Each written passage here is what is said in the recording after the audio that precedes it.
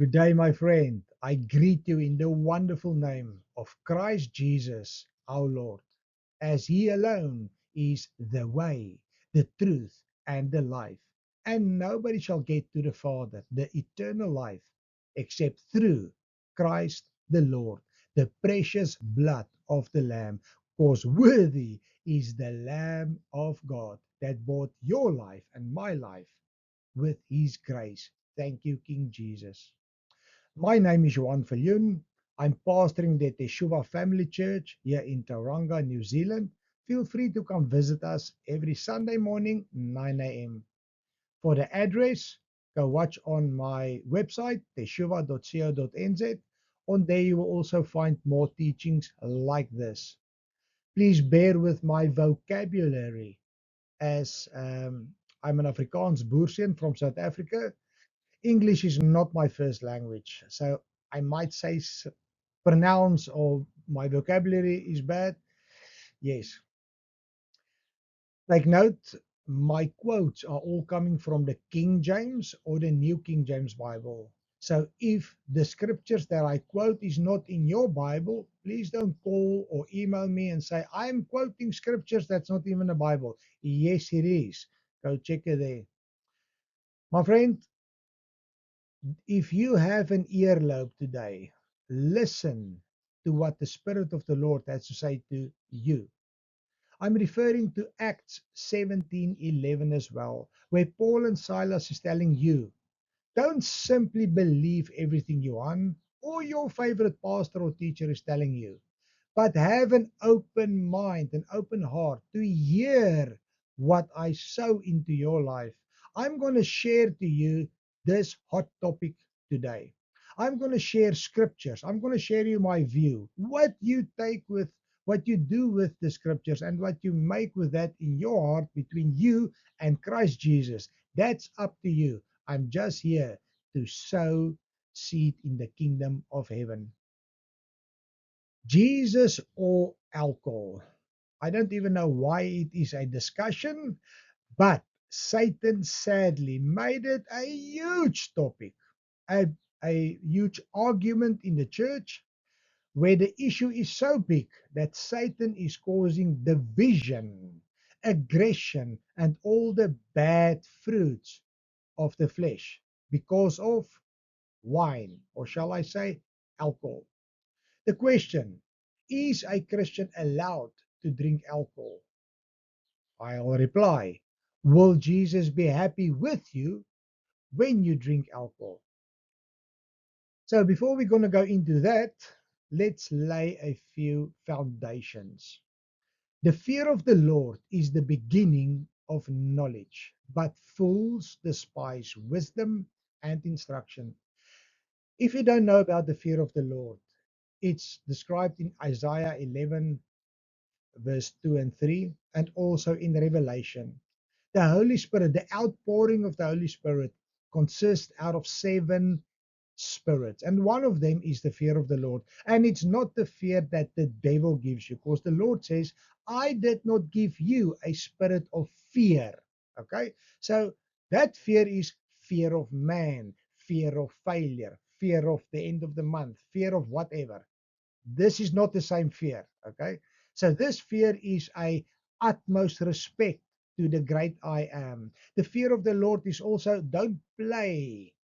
your don't play games with the great I am. Don't take our Father as your buddy upstairs. He's not your buddy. He can become your friend, yes.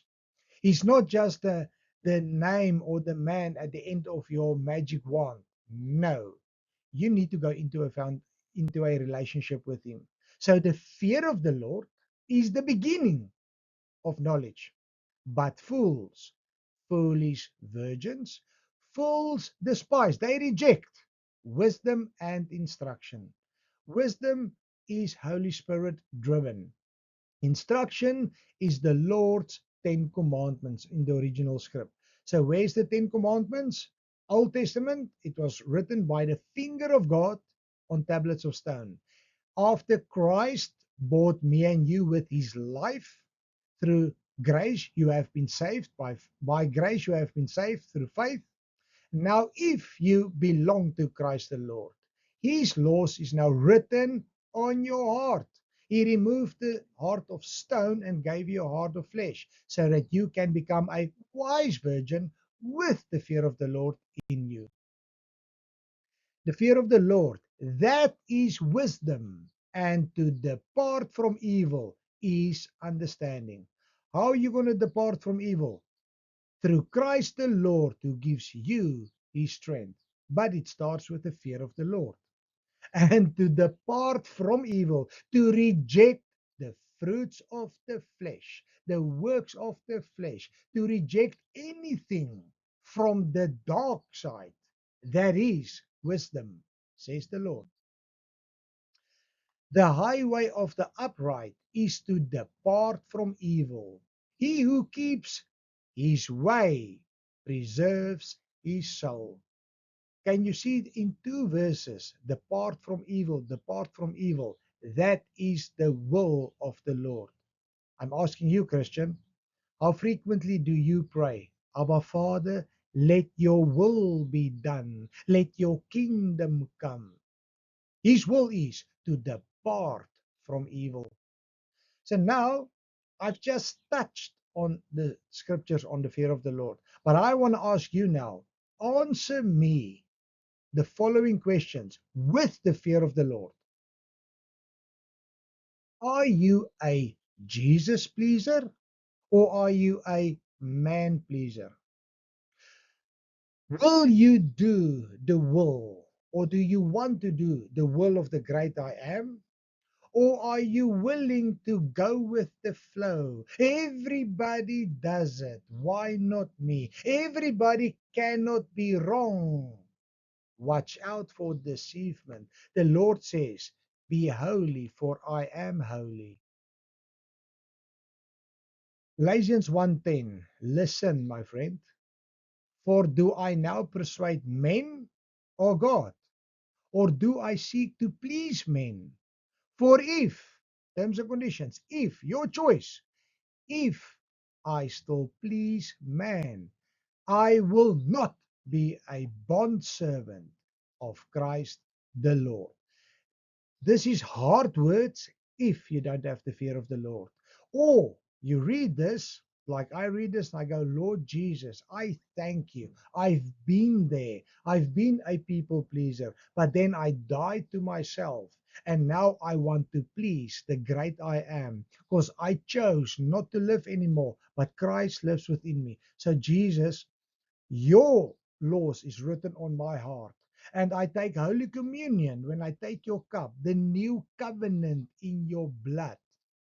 I want to be a bond servant of Christ the Lord.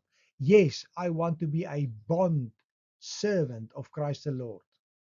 But if you want to please the world, if you want to please man, you shall not be a bond servant of Christ, says the Lord.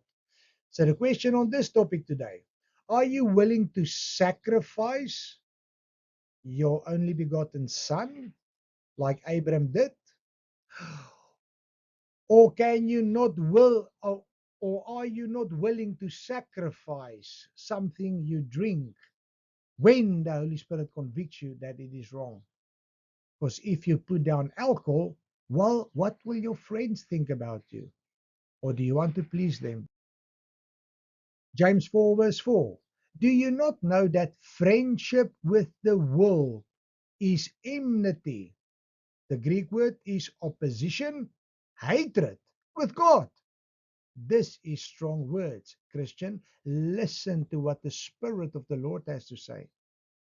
Whoever therefore wants to be a friend of the world, a friend of Satan, makes himself an enemy of God. Ouch! Do you want to become an enemy of the Lord? There's no way. I want to be his bondservant. I want him to tell me one day soon, Johan, come in, my good and faithful servant. You've been obedient to my instructions. You haven't been a fool to despise my instructions. You decided not to be a friend of the world, but to be my friend. So, my friend, may you take this verse up seriously. They did not receive the love of the truth that they might be saved. Keep in mind this verse, the Lord says, I know the intentions of your heart. You can tell me, Johan, the God I serve shall not do X, Y, and Z. My God is just full of grace and mercy. Yes, I know. But do you fear the Lord your God? Do you understand his grace? Go to my website, go watch the teaching I have on grace being destroyed in the end of in the last days. I believe we are in the last days. So do not let the devil destroy the Lord's love and the Lord's grace in your life. So the question is, do you love the truth? Because if you know the truth shall set you free. So many Christians knows the truth, but they don't apply the truth. So when you know the truth, but you don't apply the truth, you become a child of disobedience. When you know the truth and you apply the truth, you are a child of obedience. That is a follower of Christ the Lord.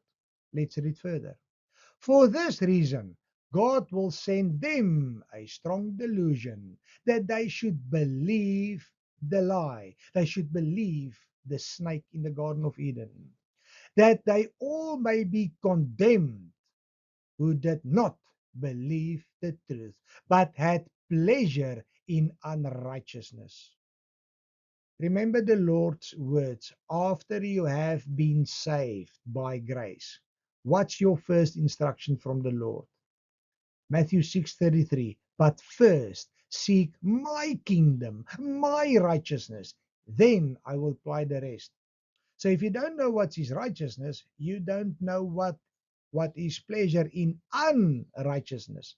Because everything opposite of righteousness from the Lord is unrighteousness against the Lord. So my friend, I pray that the Holy Spirit will work in your heart to have the love for the truth and have a pleasure in righteousness, not in unrighteousness. I just want to confirm I'm not going to go into the detail of the Lord's first miracle. Did Jesus turn water into grape juice or alcohol wine? Again, go to my website. You'll see the teaching there. Jesus turned water into wine. All information is on there. This is not an easy topic to discuss. It's not been discussed in the church. And 80 or 90% of Christians take this message. More of the church is against me on this. I don't mind. What I'm doing today is I'm sowing seed in your ears. What you do with the message is between you and your Savior, Christ the Lord. So if you get offended or angry because of the message that I'm willing to share to you, don't kill the messenger. Take it up with the Lord. Just take note, I cannot convict or convince you. At best, I do what I do now. I sow the kingdom seed. It's called the word of God into your heart. The question is, will you listen to what the Spirit of the Lord has to say? With the fear of the Lord in your heart. Because the Bible says that I believe it, that settles it. John 16, verse 8. When he has come, he will convict the world of sin, of righteousness, and of judgment. Who's he? The Holy Spirit, obviously. When Jesus ascended, he sent down the Holy Comforter, the Holy Spirit for me and you. I uh, I don't live anymore, but Christ Jesus lives within me. And what I sow in your heart, the Holy Spirit will convict you if you allow him. Today, the Lord is knocking on your heart if you have a problem with this.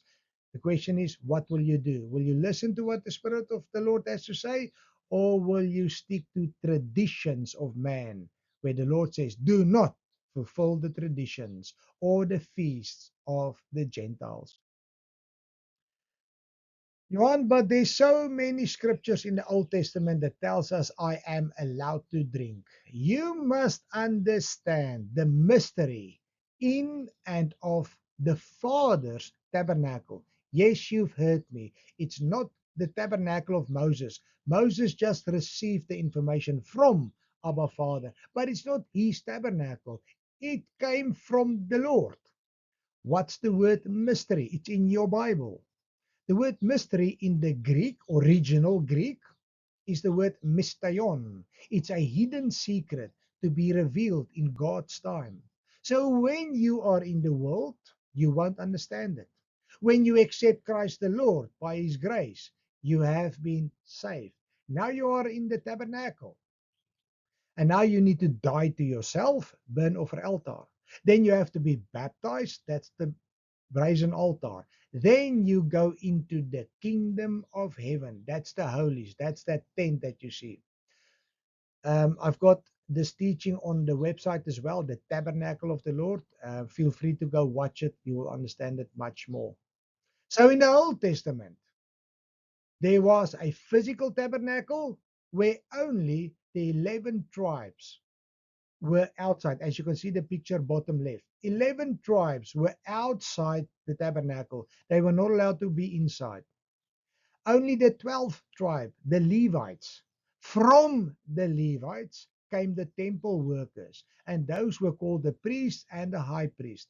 They were only them were allowed to work inside the tabernacle after certain cleansings. They had to be holy, and the word holy is to be set apart for God's use only. That's what it means. So in the Old Testament, the 11 tribes, the men outside, were allowed to drink, but the priest, no, not that much. So, Exodus 25:8, let them make me a sanctuary that I may dwell amongst them. The sanctuary is the tabernacle. So, the Lord God Almighty says, I am spirit and truth, and I want to dwell amongst my people. I used to dwell amongst them in the Garden of Eden, but then Adam and Eve stuffed up. They were out. So now I cannot dwell on earth because it's not holy, it's a cursed world. But when you make me a sanctuary, do you read the scripture? When you make me the tabernacle, I can come down on holy ground, make a fence to keep certain things out and make it holy inside. And I will come dwell with you. You shall raise up the tabernacle according to the pattern which was shown on the mountain. Yes, Father met Moses on Mount Sinai and he gave him the 10 commandments. In the Hebrew tongue, it's the ketubah. It's a marriage proposal. It's a marriage contract to his people. And the Lord says, go make this tabernacle according to the pattern. It's very important to understand the pattern of the Most High King through the tabernacle of the Lord. So in the Old Testament, it was the account of a nation, Father and the Israelites. In the New Testament, Jesus came and he destroyed um, only, okay, when Jesus came down, he did not destroy the past. He came to fulfill it. The Lord says, now I'm opening this for all tongues, all nations. So it's not only the Boertjies in South Africa, it's not only the Jews in Israel, it's every tongue, every nation, every color. If you call yourself human being, if your DNA say you are a human being, then my friend, you can accept Christ Jesus and you can become part of the body of Christ. That is to be inside the tabernacle. So John 1:14, Jesus, the Word of God, became flesh when he was born through the Virgin Mary. He was born in Bethlehem. He walked on earth. He tabernacled amongst us. That's what the scriptures say. The Word became flesh and dwelt amongst us, and we beheld his glory. That word dwelt in the Greek is tabernacle. Awesome. Old Testament, our Father says, make me a tabernacle. I want to dwell among my people. New Testament, Jesus came to fulfill the law and the prophets. And now he is the tabernacle. That's why in the Old Testament, the 11 tribes could not hear and understand what the Father says. In the New Testament, no more account of a nation. New Testament, the account of a man, or shall I say, the man, the Lamb of God, the blood of the Lamb, Christ Jesus the Lord. That is our King. May you dwell in Christ and Him in you. Remember what was the name that the Father said you must call Jesus when He's on earth? What did He tell him? What did the Lord, the angel of the Lord, Gabriel, what did he tell Mary? Call His name Emmanuel, God amongst us, the tabernacle. Here's a question because of this topic of this DVD. How much wine, alcohol, were the priest and high priest allowed to drink?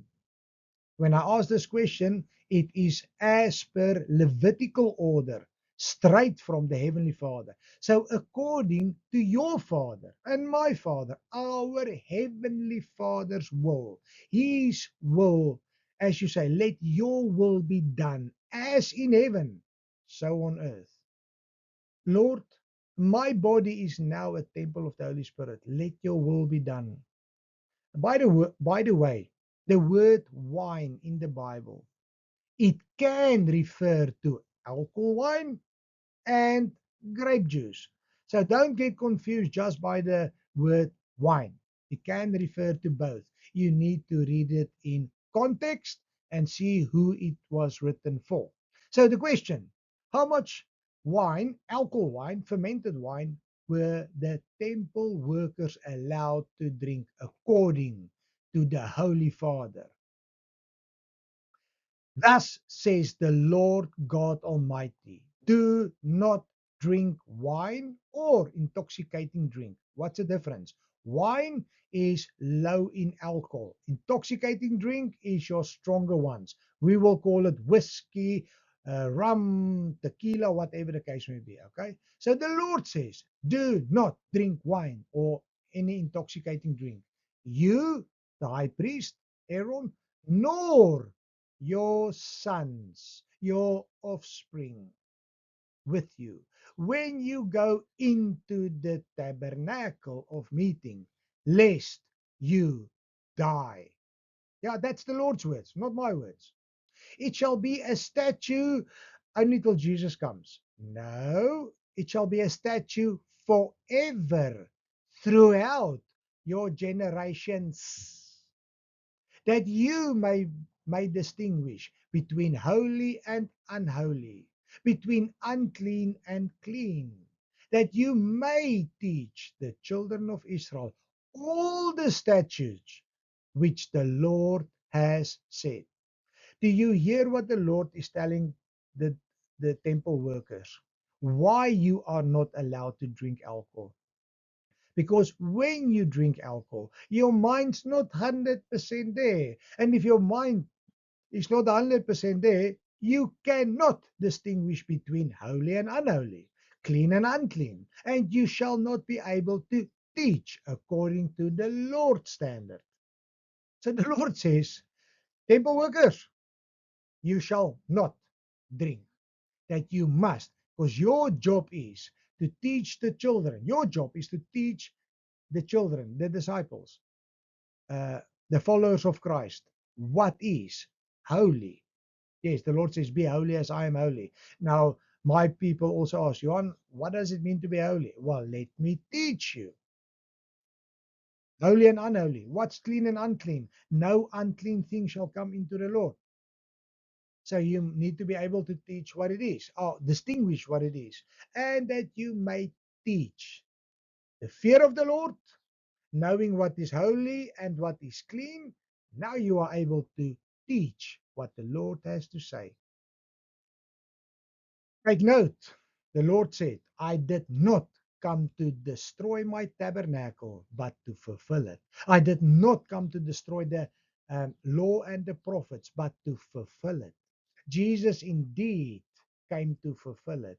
Jesus became our high priest. You can read it in Hebrews 4:14 and other verses. Jesus is our high priest. So whatever happened in the tabernacle, take note, the tabernacle is the most explained single topic right through the Bible, coming from the Lord, written with his finger. Amazing. New Testament. I don't live anymore, but Christ lives within me. Who is my high priest? King Jesus. So, what is the helmet of salvation? The weaponry of God. You did not get the weaponry of God in the Old Testament. You only received the weaponry of God in the New Testament when you enter the holies. After you've entered the tabernacle, outer court, you entered the holies after your baptism. Again, go watch my teaching on the tabernacle. You will understand it way better. So, this helmet of salvation, you need to believe you have been set free from the world and you are not friends of the world anymore. You do not fear men, but you fear the Lord, and the list goes on. Helmet of salvation through your high priest, 2 Corinthians 10:5, bringing every thought captive. How many thoughts? Every thought captive into the obedience of Christ the Lord. Obedience to what? Obedience to righteousness. What is righteousness? The short version is right standing with God. It's when the Lord tells you, this is my will, this is what I want for you. That's right standing. His righteousness. Good people don't go to heaven, believers do. And believers fulfill God's righteousness by obeying his commandments. I want to ask you to think about this question right through eternity. Oh, well, not eternity. From Genesis up to now, can you think of anybody more holy, more pure, more perfect than Christ Jesus the Lord? As we know, nobody is as holy as the great I am, Jesus the Messiah. Now, with that in mind, if Jesus is telling the temple priest and the high priest, do not touch alcohol, and he tells the Nazarites, like Samson or John the Baptist, do not touch alcohol, why shall Jesus, being most holy, being the perfect example, touch alcohol? When the priest and the high priest were not allowed to do that in the tabernacle, why will Jesus, the high priest of the heavenly tabernacle, drink alcohol? It brings me to the point, touching on it. Those, I must put a big guard in front of my mouth now. Those so-called teachers or people out there that says Jesus turned water into alcohol wine. I'm telling you now, you don't know what you are talking about. You don't know your scripture nor your history on what happened on that day. Then the Bible, Jesus Christ, has an issue with alcohol, as we've already seen by now. Why did the Lord says, priest, high priest, do not touch alcohol? Because they had to be sober minded, because they had to teach the flock. Why did Samson and John the Baptist not touch alcohol? Because the Lord knew if they touched alcohol, his perfect will wouldn't have been done. And also they would have given the devil a legal right to kill, steal, and destroy in their life. And then Samson and John the Baptist perfect plan wouldn't have gone came out. You understand? Well, I hope you understand. Listen to this verse.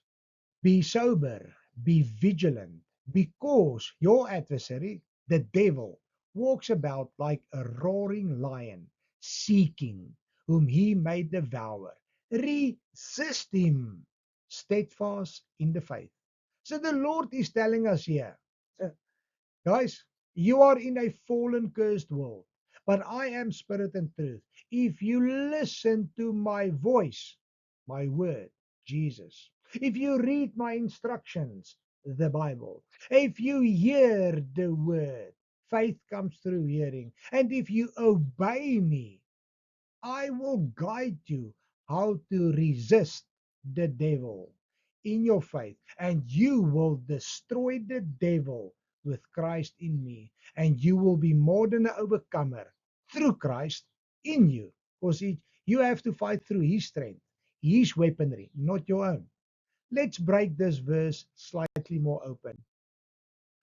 Be sober, be vigilant. The Lord is speaking to you and me, the individual reader. Now, remember, it's not the account of the nation anymore. You cannot say, yeah, but my pastor is using alcohol. Yeah, but every Christian drinks alcohol. No, I don't look at men. I look at Jesus Christ. I don't follow my pastor. I follow the great I am. When the Lord says, be sober, it's not a suggestion. It's a command from the Lord. Because 2 Timothy 3:16, the Lord says, the whole scripture is given in by God. Yes. So if I read a Bible verse, don't let the devil tell you, oh man, it's only Peter that wrote this or Timothy. Well, then throw the whole Bible away. Because every scripture was written by a man. But every person who wrote it, 44 authors over a span of 3,000 years plus, man, it's amazing.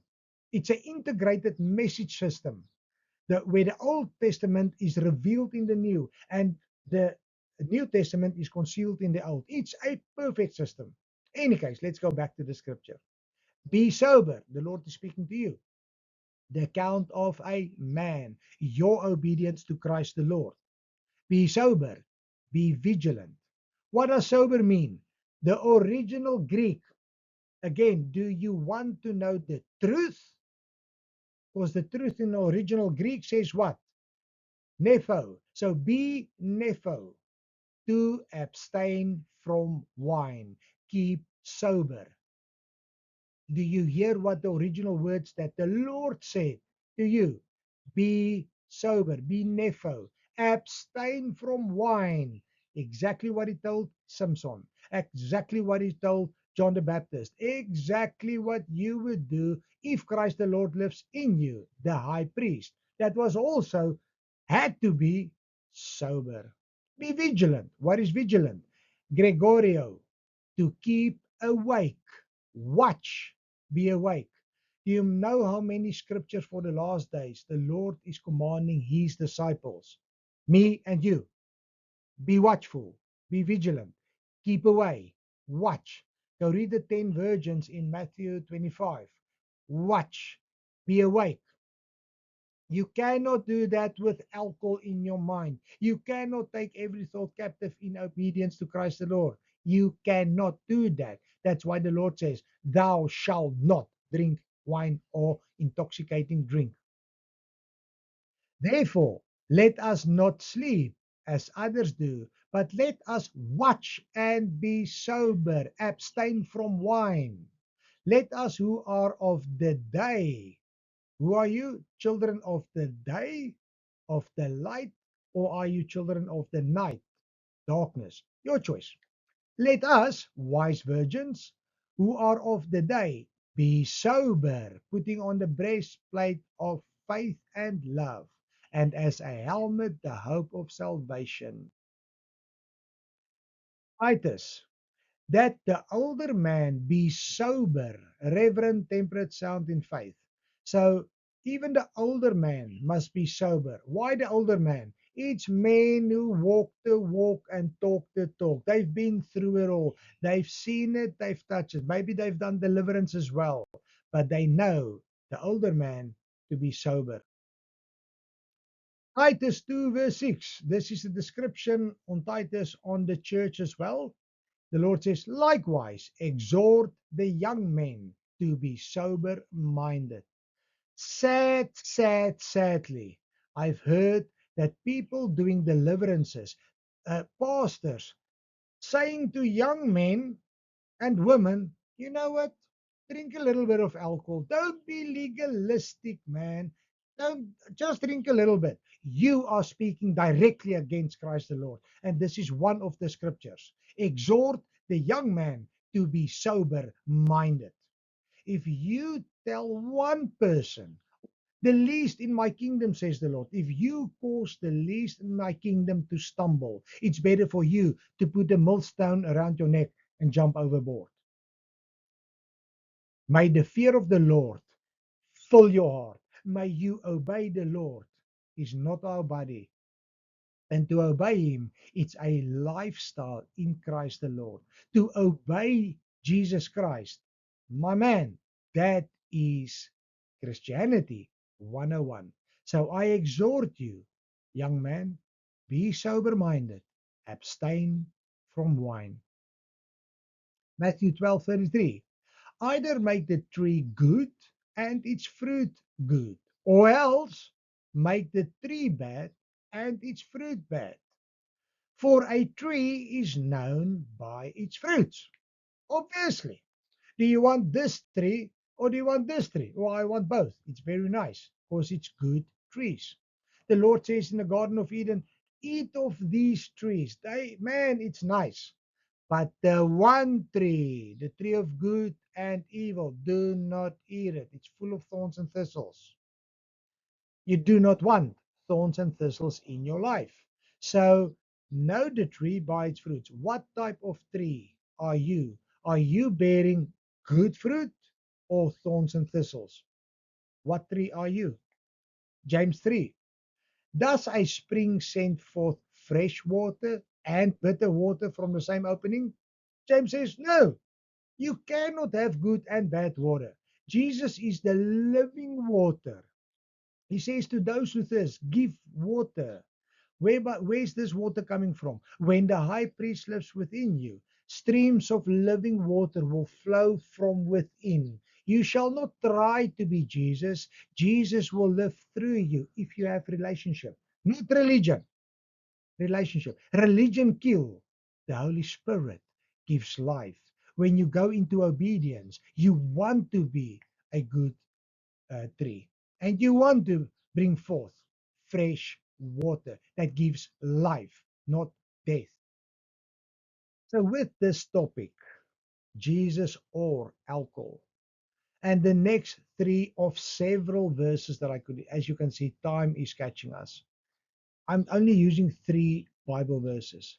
So, do answer me, or shall I say, do answer the Lord your God with his helmet of salvation on, with the Lord's holy, precious blood flowing in your veins, with the Lord's 10 commandments written on your heart, shouting out relationship with Jesus Christ. Answer the Lord with the fear of the Lord. Lord, you are holy. I want to do your will.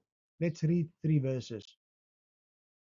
In all your ways acknowledge the Lord, and he shall direct your paths. Do not be wise in your own eyes. Fear the Lord and depart from evil. I want to ask you, in all your ways, acknowledge him. Before you walk to the spirit shop, what spirit do you decide to go buy? Spirits. You don't want Fong Kong spirits in you. You want the Holy Spirit in you. But in case you still say, Johan, I am allowed to drink. Do you pray before you go buy the alcohol? Now you bought your bottle of wine, your bottle of whiskey. Do you pray like you pray for your food? Lord Jesus, thank you for the food that I have on my table. Thank you, Lord. You are my provider. Bless my body with this food. Can you pray the following? Jesus, thank you for this whiskey. Bless my mind with this whiskey. Bless my body with this whiskey. And I know you in all my ways. So cheers, Jesus. One on you. Answer, the Lord your God, not me. Whatever you do in the word or deed, do all in the name of the Lord Jesus. Give thanks to the God and Father through him. So when you go drink alcohol, do you use alcohol in in the name of the Lord Christ? Do you give thanks to the Father for your whiskey? Do your children that see you drink alcohol say, "Thank you, Jesus, that you allow my daddy to drink alcohol because I see the fruits he's bearing is so nice"? Does your father, your mother, your wife, your husband thank the Lord by the fruits that you bear when you drink alcohol? Answer, the Lord your God. Therefore, whether you eat or drink, whatever you do, do all to the glory of God. Again, with the topic of this teaching, focusing Jesus or alcohol, whatever you drink, drink to the glory of God. Can you, with the fear of the Lord in you, with truth in you, with the scriptures we've touched on, can you say, "Thank you for my whiskey, Jesus"? Or is the Holy Spirit already convicting you? I cannot do that. Well, then repent, throw it out, be holy as He is holy. Okay, let's look at another scenario regarding the trees that that how you will know the tree by its fruits. I'm not going to use beer. I'm not going to use whiskey. I'm just going to use wine. So if I say wine, fill in the blank of any form of alcohol. So, which one of the trees will you identify for the kingdom of light? This or this in the kingdom of light, in the kingdom of heaven, via the Holy Spirit. If you were the devil, if you were the devil, who only seeks to kill, steal, and destroy Christians, which tree would you use to deceive or numb their minds? Because the brain is the command center of the body. That's why you have the helmet of salvation on. That's why the Lord said, "You shall not use wine." To keep sober, to identify the difference or to distinguish between holy and unholy, to distinguish between unclean and clean. The list goes on. So, which one would you use against Christians? Which tree would you wish your child will drink when he or she goes out? Will you be happy when your child goes out with this or with this? From what tree are you allowed to eat and drink when you drive a car? According to the law, not even the Bible, according to law. Do you get a fine when you drink this while driving? Or do you get a fine, maybe lock up, when you drink this while you're driving? I wonder why. Or would you gladly allow your beloved children to drive with this or this? Or just be passengers with a child under the influence of grape juice or the influence of wine? What would you allow your children to? Where will you be comfortable as a guardian parent? Whose fruits are to blame for people ending up at the AA? AA, Alcoholics Anonymous. Is it people drinking too much grape juice? Or, don't worry on, I can handle my wine. Don't worry on. It's only one. The pastor said I can handle my drink. I've got self-control, Johan. I've got the fruits of the Holy Spirit. I know how to use my wine. Yes. And 6 months, 6 years later, this guy is sitting in an institute and he cannot get out of this hellhole. Whose fruits causes divorces? How many divorces do you know happened via grape juice? None, obviously. How many divorces do you know happened due to alcohol? Me, for one, know of hundreds of people, hundreds of marriages that ended due to alcohol. I've done hundreds of deliverance sessions, not from grape juice, but from this monster. Because the Lord says, do not drink this. I can see why, because I'm working with it. If you believe Christ the Lord lives within you, the Holy God who has no sin in or on him, which fruit would you feed the Lord? Will you be glad to give the Lord Jesus a glass of grape juice, as he said he is the fruit of the wine? Scripture. Or will you give Jesus just one sip, one glass of your wine? Come, Jesus. Don't worry, man. You made water into wine. You know the feeling. You shall not say that with the fear of the Lord. Last one of several I can quote. I think you can also think of so many other scenarios where you will say, rather wine, ach, rather juice than wine. What would you prefer your brain surgeon to drink before he's operating on your brain? Because we all know the brain is the most sensitive, delicate organ to work on. So if your brain surgeon comes to you the morning before your operation, says, Johan, I've had a hard night. I'm just going to have one glass of wine just to calm me down. Then I can work nicely on you. Or would you prefer one saying, I'm just going to drink a glass of grape juice to get my glucose levels good, and then I'm going to work on you? It doesn't take a brain surgeon to figure out the answer. Nobody wants somebody to play with your mind, causing you maybe to come out. "Mm, what's wrong?" Now, the brain surgeon struck a nerve because he had the wrong, or maybe he had the right. Well, my pastor said I can drink before I work. No, it's a lie from the pit of hell. Do you have any idea who this is? Or shall I say, the sculpture, the graven image of this is? Remember, the Lord says in Exodus 20, when he wrote with his finger the commandments, thou shalt not have any graven images before me. Because of this, because of images like this. Not only this one, this and many others. So this is Dionysus in the one language, Bacchus in the other one. These are strongman demon spirits. These guys, or this guy, is the one causing you to be an alcoholic. Dionysus or Bacchus is known as the god of wine and feasts. Revelation 2, verse 12, the church of Pergamum.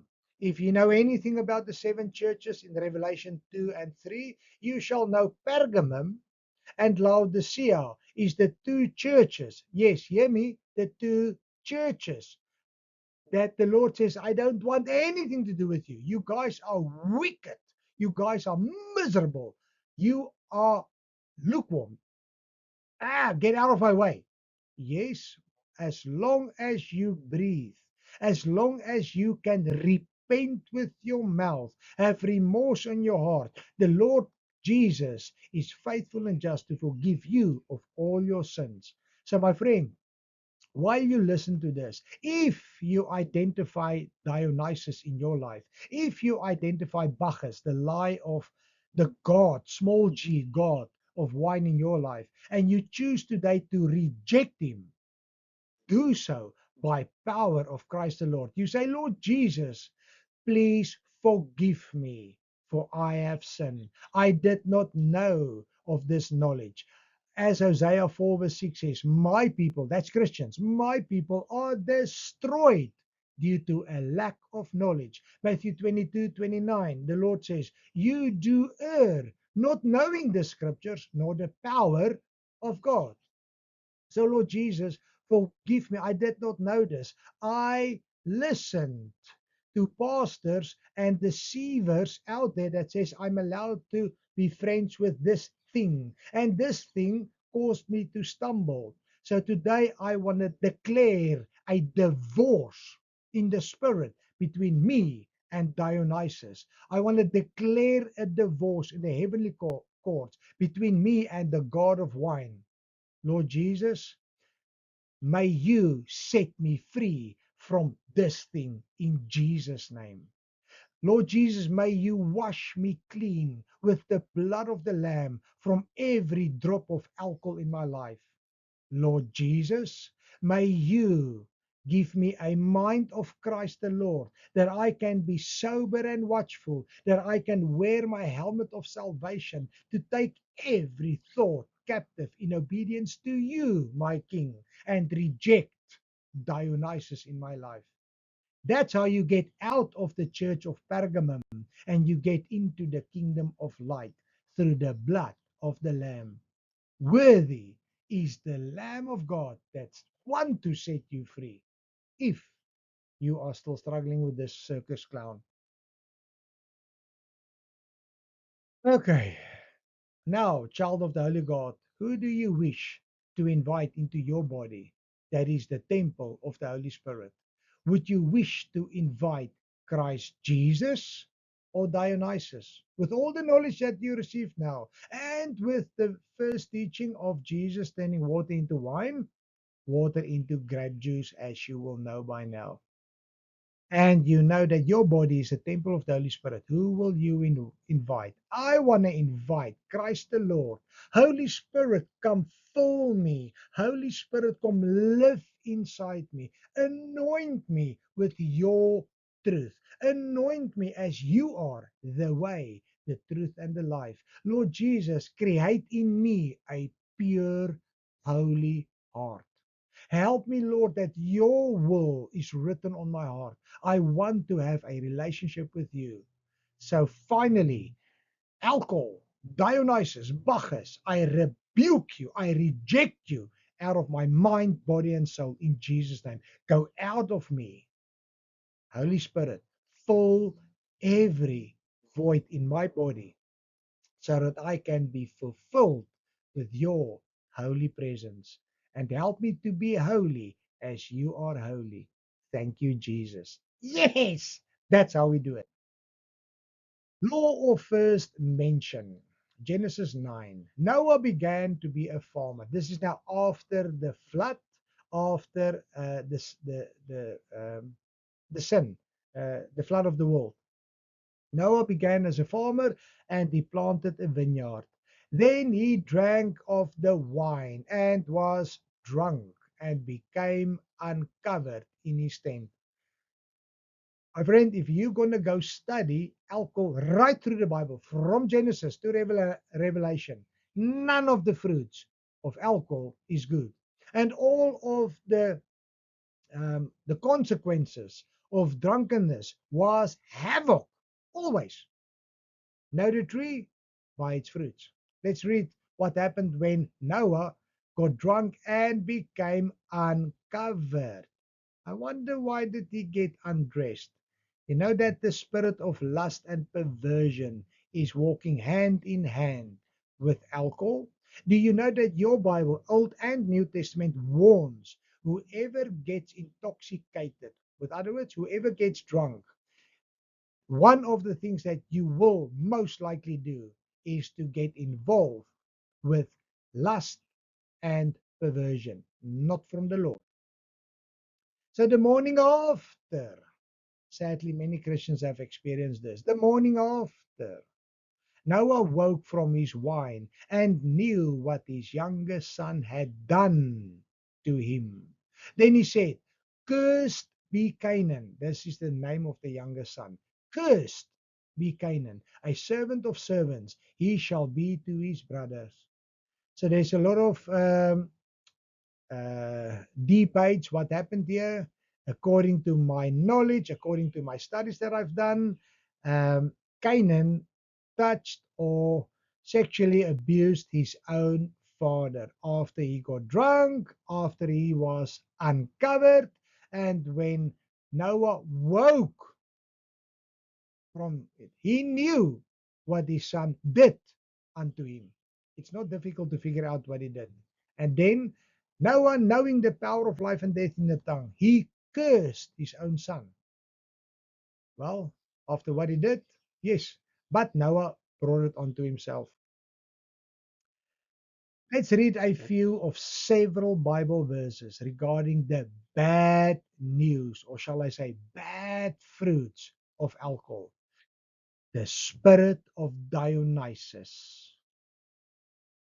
Woe to him who gives drink to his neighbor. By the way, if you don't know what the word woe means, it's terror unto you from Christ the Lord. With other words, the Lord's wrath will come down on you, says the scripture. Woe to him who gives drink to his neighbor, pressing him to your bottle, even to make him drunk, that you may look on his nakedness. Ah, Noah and Canaan. Ah. You are filled with shame instead of glory. You also drink and be exposed to our uncircumcision. Hey guys, do not get drunk. Yeah, as I'm reading these scriptures, I can't even think how Christians can still debate alcohol.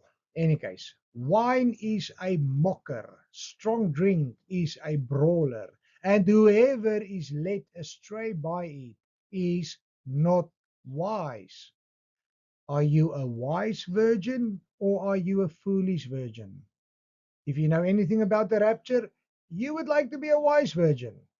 Maybe your glass of wine might cause you to be left behind. Don't believe me? You test it yourself. Proverbs 31:4.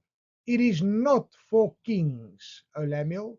It is not for kings to drink wine, nor for princes intoxicating drink, lest they drink and forget the law and pervert the justice of all the afflicted. Can you see and understand why the Father said to Aaron, the high priest, and his sons, the temple workers, thou shalt not touch alcohol, wine, or anything? Why? The Lord says, not even kings are allowed to drink. Are you a king, priest, and prophet? Then you are not allowed to drink. Yeah, the list goes on. Give strong drink to him who is perishing. Ooh.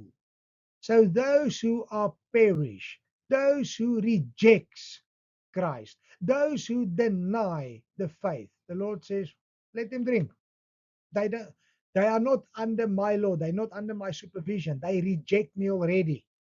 So give strong drink to him who is perishing, and wine to those who are bitter of heart. If you read your Bible, the Lord says, nobody shall come into the heaven, shall receive eternal life with unforgiveness, bitterness, or hate in your heart. Yes, my friend, if you have any unforgiveness, bitterness, or hate in your heart, do repent, set them free, as in the Our Father. Forgive me my sins, as I forgive those who trespass against me. So give wine to those who are bitter of heart, they shall not make it. When they repent and get pure, different story. Let him drink and forget his poverty and remember his misery no more. That's where the Lord says in Luke 6:46, why do you call me Lord, Lord, but you don't do what I say? When people tell you how to get out of your misery, how to get, and you are just bitter and you don't want to listen, you know, go away and do what you want. Go and enjoy Dionysus. He will make a feast of you. Let's read this proverb. Proverbs 23 from verse 29. Listen how the Lord describes it. And take note, this is written by the most clever person who ever walked on earth, according to the Lord's standard. Solomon. Who has woe? Who has sorrow? Who has contentions? Who has complaints? Who has wounds without cause? Who has redness of eyes? Does that sound familiar? Yes, typically somebody who's under the influence of the spirit called Dionysus or Bacchus. Keep in mind this, Matthew 6:22. The lamp of the body is the eye. If therefore the eye is good, your whole body will be full of light. But if your eye is full of darkness, when your eyes are bad, when you are looking into the bottle, your whole body will be full of darkness. Let's read from verse 30. Though now he's answering these questions. Those who linger long at wine, those who go in search of mixed wine. Do you hear what Proverbs says? Who is this? Verse 31. Do not look at on the wine when it is red, when it sparkles in the cup, when it swirls around smoothly. At the last it bites like a serpent and stings like a viper. Both these uh, referrals are directly to Satan. He's the serpent, he's the viper. The Lord says alcohol, the end of alcohol is the serpent, is the viper. Still, Christians say, don't worry, I'm all good, nothing wrong with this. Really? Ouch. Your eyes will see strange things, and your heart will utter perverse things. Yes, you will be like one who lies down in the midst of the sea, or like one who lies at the top of a mast, saying, they have struck me, but I was not hurt. They have beaten me, but I don't feel it. When shall I awake that I may seek another drink?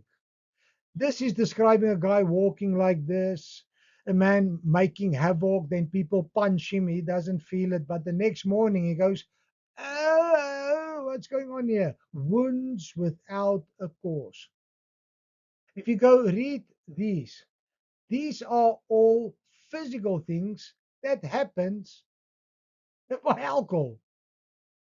I hope by now the Holy Spirit has convicted you that alcohol is no good whatsoever. Woe to the man mixing at drinking wine. Woe to men, uh, but valiant for mixing intoxicating drink, who justify the wicked for a bribe and take away justice from the righteous man. Woe unto you. Both these woes is connected to alcohol, while the Lord said to the priests, do not use wine.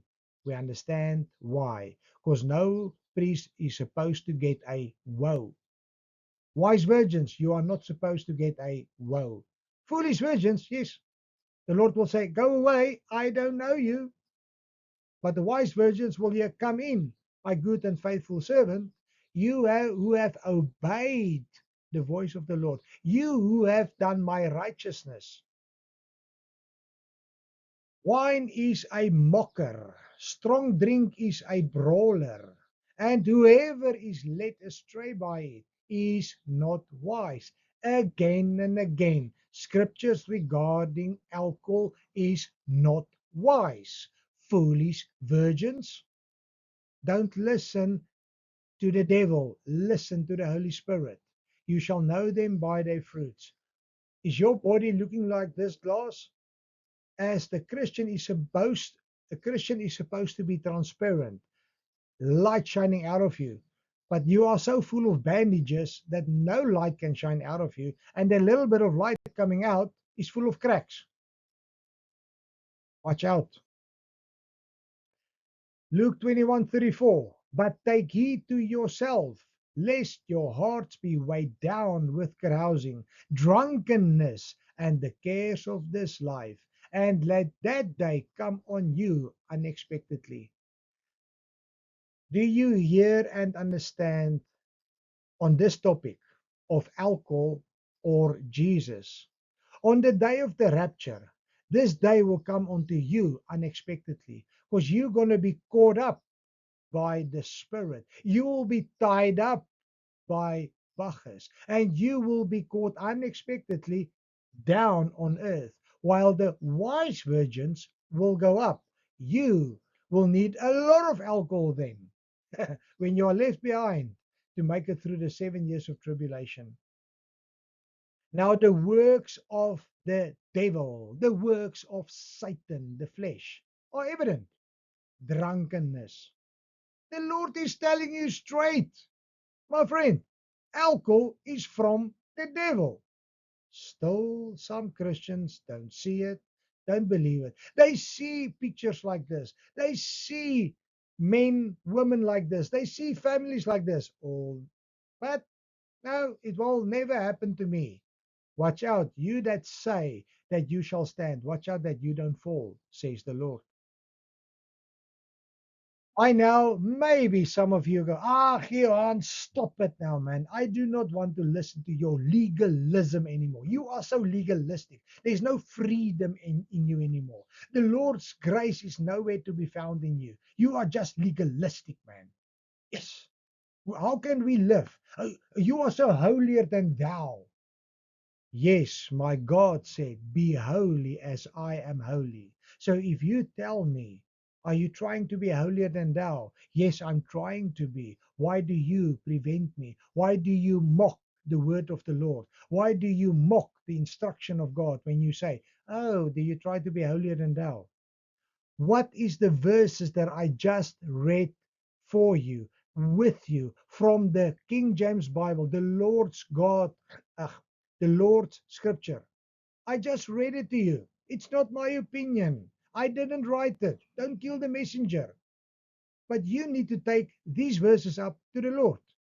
And if you still want to say legalism, well, your choice. Deceivement is a choice, especially after the Holy Spirit gives you the truth. Okay, Johan, I hear what you say, but my pastor says it's somewhere it's written in Timothy, or it is written somewhere in the Bible that the Lord says, Timothy, that's one of the pastors, drink wine, man. You can drink wine. Don't just drink water, drink wine as well. So, by Timothy, or due to Timothy, the instruction to Timothy, I am allowed to use alcohol. Wonderful. That settles it all. Now you can go drink, and we erase all the verses we've just done. Or have you opened your own Bible by now? Have you read that verse yourself? Let's go read the verse with the fear of the Lord and with the heart seeking the truth, to apply the truth. And if you know the truth, Christ Jesus, He will set you free from lies, legalism, and anything the world prevents you from being set free. No longer drink only water, but use a little wine. That's the verse. That's the one verse that every Christian quotes that wants to drink. Is this a little bit of wine? No. The church of Pergamum and the church of Laodicea, they are happy with this little bit of wine. Be warned. Let's quickly read the rest of the verse, because you cannot take the a certain verse out of context for your fleshly gain. Why must Timothy drink a little bit of wine, not only water? He says, for your stomach's sake and for your frequent infirmity. With other words, guys, Timothy was told by Dr. Luke, the apostle in the Bible, was a physician. He was a doctor. And he wasn't a doctor of pharmakeia. He was a doctor of natural products that was found back in Jesus' time, of the things that the Lord creates um, in the Garden of Eden, if I can put it that way. So the Lord told Timothy, drink a little bit of wine, as in alcohol wine. Yes, as medicine. There's nothing wrong with alcohol to be used in a certain amount for disinfection, for stomach sake, for frequent infirmities, but not a bottle of alcohol, a little bit to sort out your stomach ache. That makes so much sense. And that's why some of the medicine today has a little bit of alcohol in. You can think about it yourself. Luke 1, verse 15. For he, this is now John the Baptist, who baptized Jesus, will be great in the sight of the Lord, and shall drink neither wine nor strong drink. He will also be filled with the Holy Spirit, even from his mother's womb. And he will turn many of the children of Israel to the Lord your God. Can you read in this the desire of you before the Lord? Imagine the Lord will tell you, Johan, you are great in the sight of the Lord.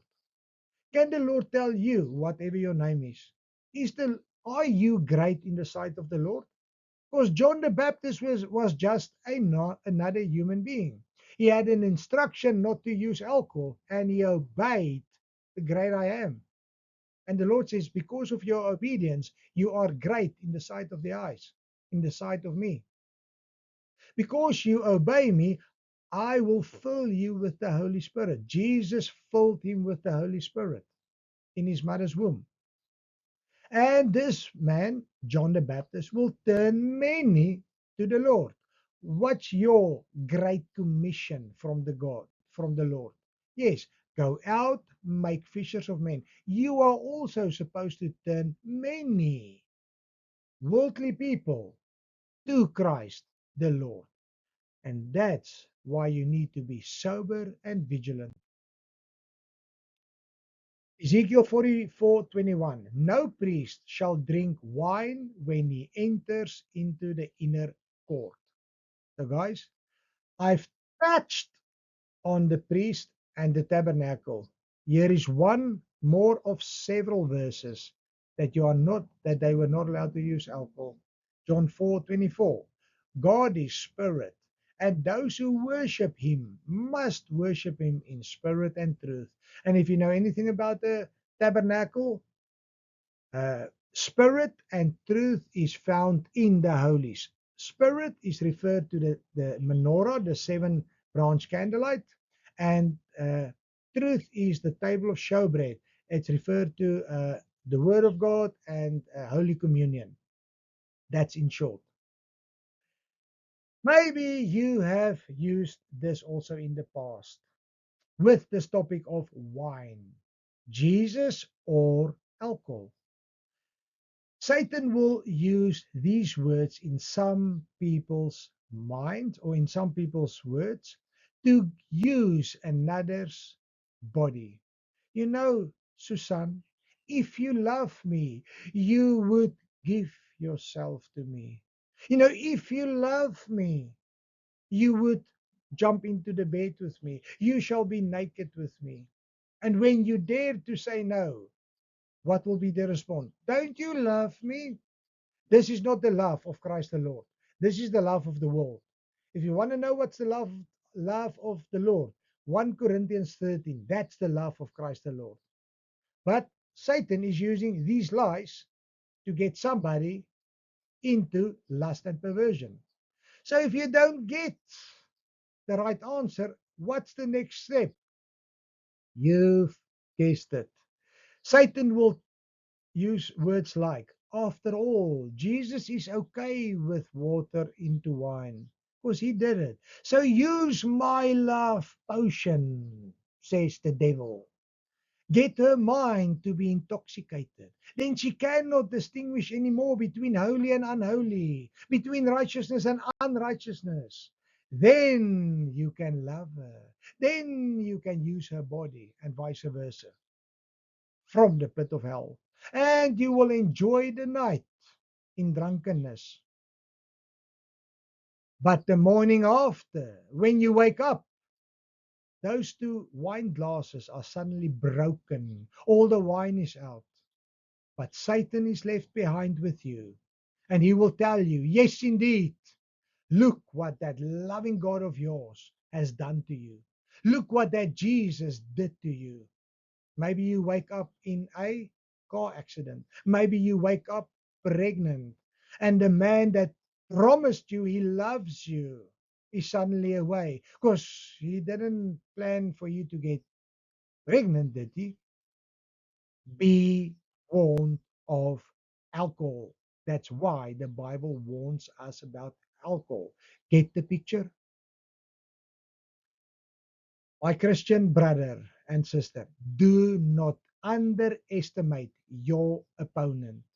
Satan is very clever. Satan is the God of this world, says your Bible. Satan owns the kingdoms of this world, says your Bible. Do not underestimate him. He destroyed many strong men and faithful men in the past who did not obey the great I am. Do not underestimate Satan's misleadings, his deceivements, all the lies that he is. Let me give you an example.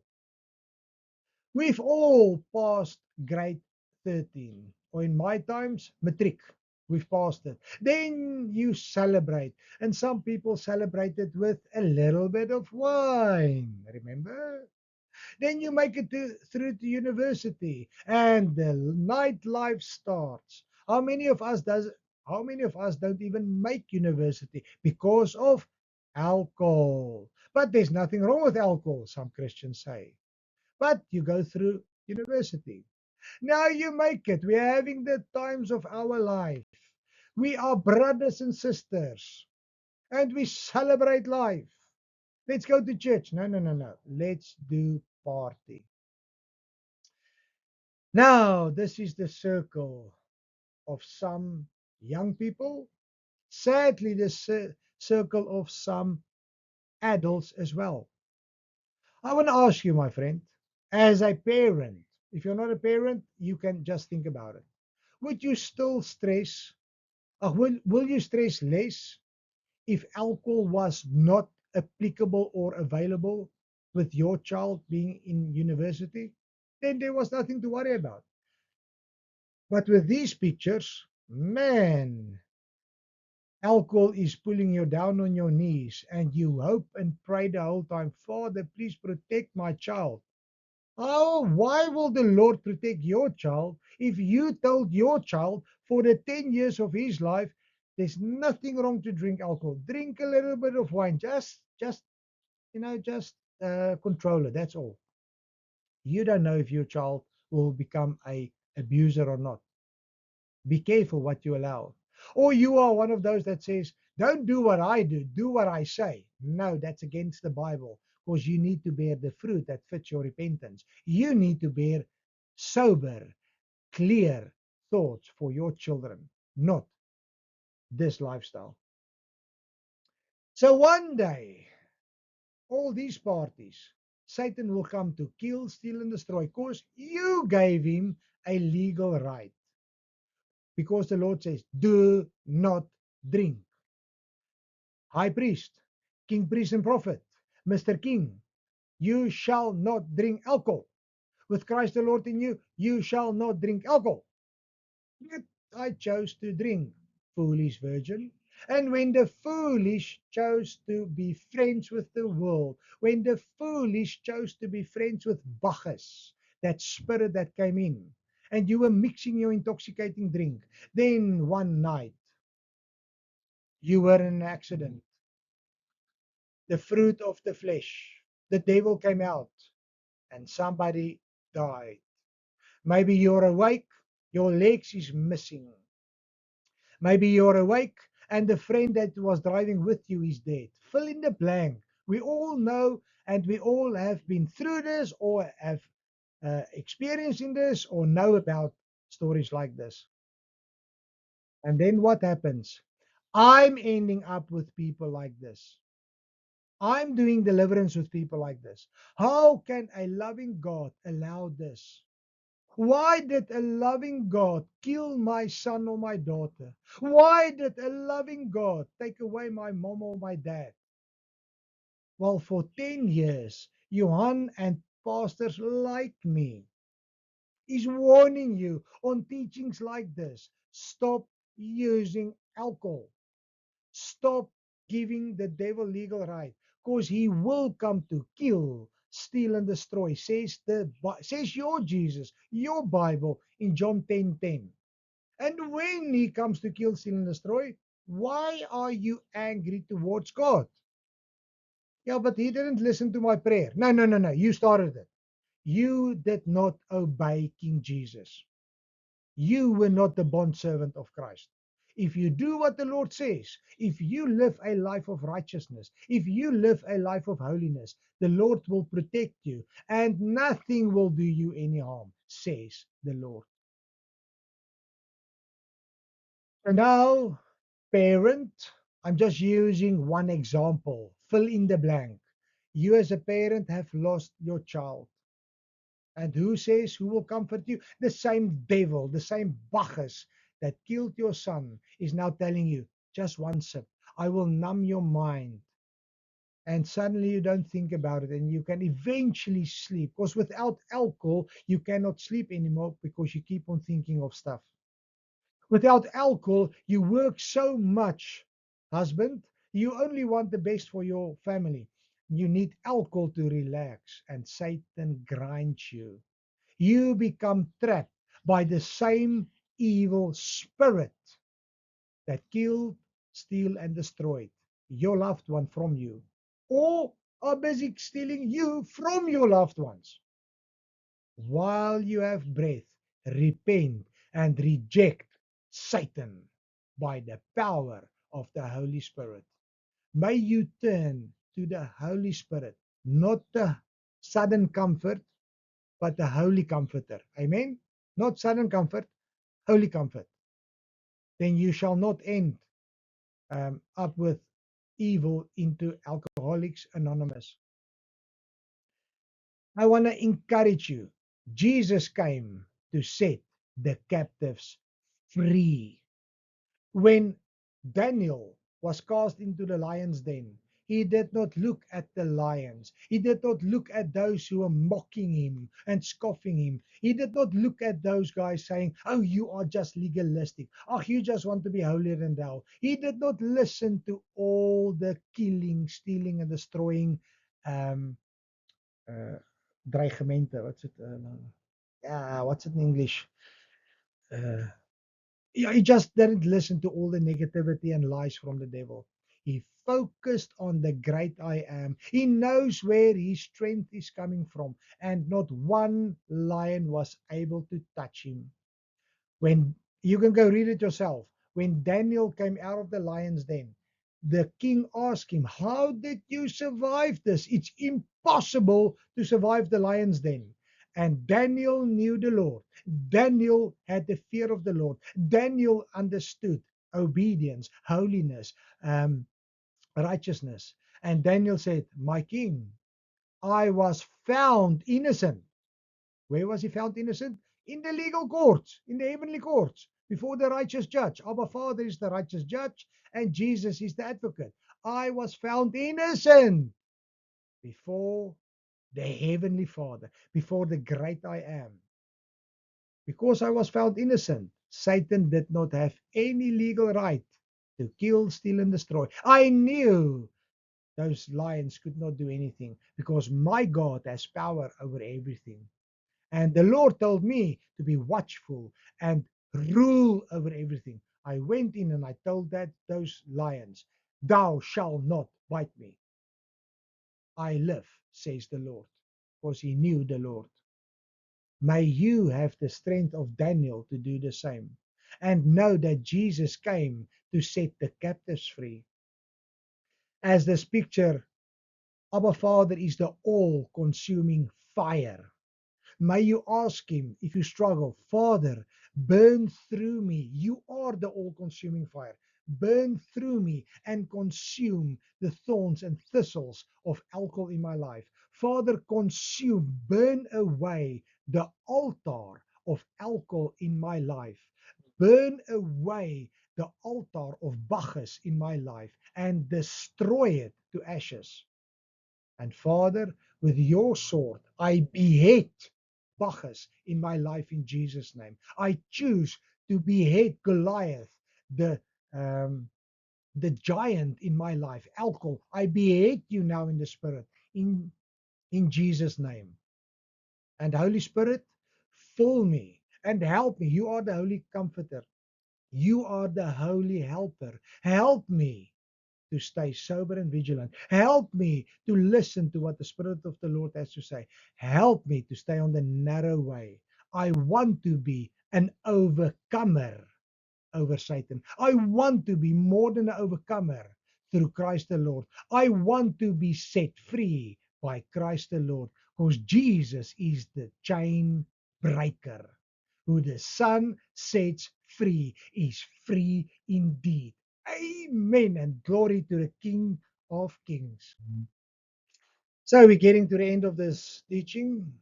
By now, I trust you made a clear choice with the scripture in you, with the Holy Spirit in you, choosing life or death, choosing Jesus or alcohol. May you identify the fruits of the Holy Spirit versus the satanic fruits of the evil one. May you be wise, as we've read. Be a wise virgin, ready for your bridegroom coming, and reject the foolish virgin mindset. I read, therefore, gird up the loins of your mind, be sober, and rest your hope fully upon the grace that is to be brought to you at the revelation of Jesus Christ. As obedient children, not conforming yourself to the former lust, past tense, former lust, as in your ignorance. Johan, I didn't know that was ignorance. But as he who called you is holy, you also be holy in all your conduct. Why? Because it is written. Jesus did not come to destroy but to fulfill. Because it is written. Be holy, for I am holy. Be sober, for I am sober, says the Lord. Be pure righteousness and obedient, for I am to my heavenly Father. My friend, may you choose Jesus over alcohol. You made it.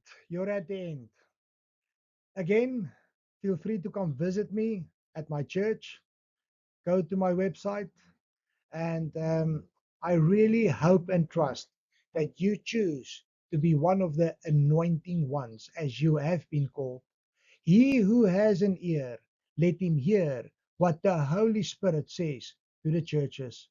To him who overcomes, not to every Christian, to the wise virgin, to him who overcomes, I will give to eat from the tree of life. Know the tree by its fruits. I will give him to eat from the tree of life, which is in the midst of the paradise of God. My friend, hope to see you soon on the clouds.